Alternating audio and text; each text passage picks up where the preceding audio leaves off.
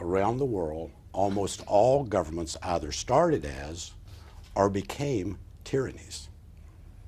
And when tyranny occurs, sooner or later, the people will revolt and that government will fall. But the problem that they found was that one government of tyranny, when it fell, was replaced by another tyrannical form of government. So everything that the Founding Fathers did, everything that they did was to try to construct a system of government that would be foolproof from tyranny. So what they did was they put together a system that was unique. There would be three separate branches of government, basic civics: the executive, legislative, and judicial. And all three branches of those government would be equal in their power, but they would have limited powers, and they would have separate powers. They would each have their own function. Was that you've got two branches of this government, the legislative and the executive, which are going to be politics driven and politics controlled. And the Founding Fathers did not trust politics.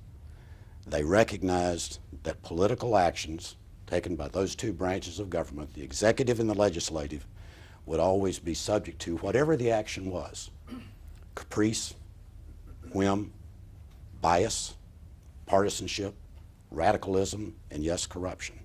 The Founding Fathers recognized that if this country was to exist as a success over the long haul, it would do so not because of politics, but in spite of it. And so they did the best they could to ensure that that third branch of government, with checks and balances power itself, would be free of influence of politics.